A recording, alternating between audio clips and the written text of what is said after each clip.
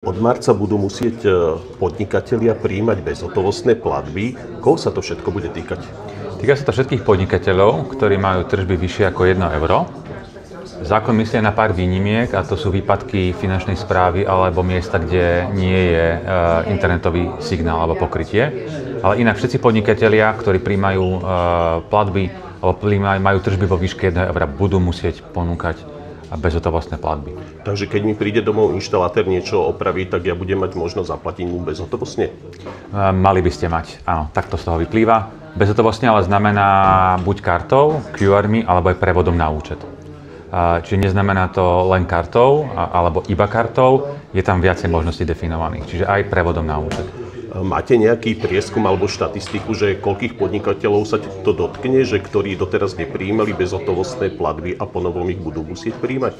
Keď sme si robili tento prieskum a vyplývajú tie dáta aj zo štátnych informácií, tak je dneska viac ako 117 000 podnikateľov, ktorých sa táto povinnosť bude týkať, ktorí dneska neposkytovali túto možnosť. Čiže je to viac ako 117 000 podnikateľov na Slovensku.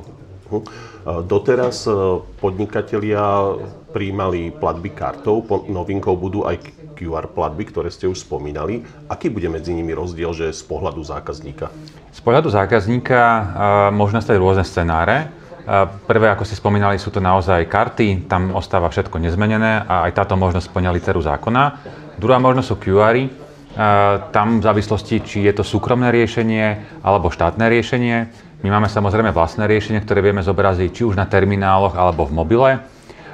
Rozdiel je v tom, že sa klientovi pri karte zákazníkovi nezobrazí nič, len mu pípne notifikácie, že je zaplatené.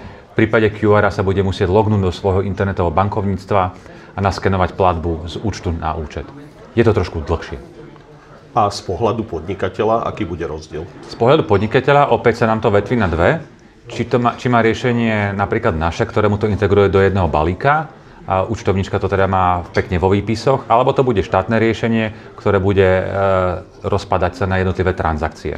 Čiže závisí potom od riešenia daného podnikateľa. To riziko pri QR-och, ktoré pri našich to máte ošetrené, pretože QR je bezpečný.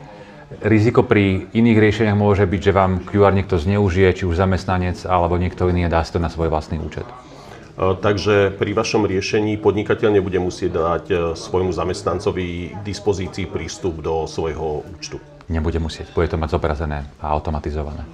Vychádza mi to tak, že tie QR platby budú pomalšie ako platby kartou, aspoň z pohľadu zákazníka, že dnes zákazník priloží kartu alebo mobilný telefón k terminálu a ide ďalej, platba prebehne takmer okamžite. Pri QR platbe to bude zložitejšie, keďže bude musieť sa prihlásiť do aplikácie. Áno, je tam viac krokov. Svoj finančný sa môže nájsť. Môžu byť klienti, ktorí majú menší počet platieb pri vyšších tiketoch, alebo nie je tam fronta viacerých klientov. Čiže zase by som to neodsudzoval. Tie možnosti sú nájde, ale áno, je to pomalšie a bude to vhodné v istých prípadoch a v istých naopak menej. Mnohí podnikatelia dnes neprijímali platby kartou, predovšetkým z dôvodu poplatkov. Aké budú tieto poplatky pri QR platbách? Myslím si, že mnohí podnikatelia neprijímali platby nielen kvôli poplatkom, ale aj kvôli iným dôvodom, nazvime to daňovým. Tá poplatková politika pri QR-och v prípade našej firmy je nasledovná.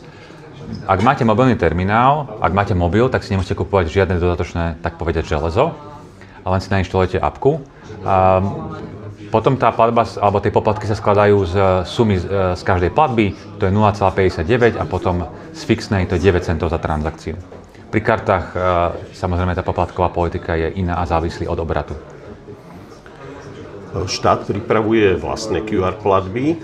V čom sa budú líšiť od vášho riešenia? Štátne QR platby, dneska vieme o nich ešte málo. To, čo vieme, že je tam viac krokov, musíte požiadať finančnú správu, musíte dať viaceré žiadosti. Štátne riešenie nemyslí na niektoré scenáre, ako je vrátenie peňazí a istota garancie, ktoré u nás má. Štát menej myslí zatiaľ na integrácie s účtovnými systémami a teda uľahčenie práce podnikateľovi potom. U nás to je riešené. A inak ešte si myslím, že u štátne riešenie ešte nie je overené v praxi. Naše riešenie je vo viacerých krajinách vrátane Českej republiky, kde už funguje viac ako pol roka. Ďakujem za rozhovor.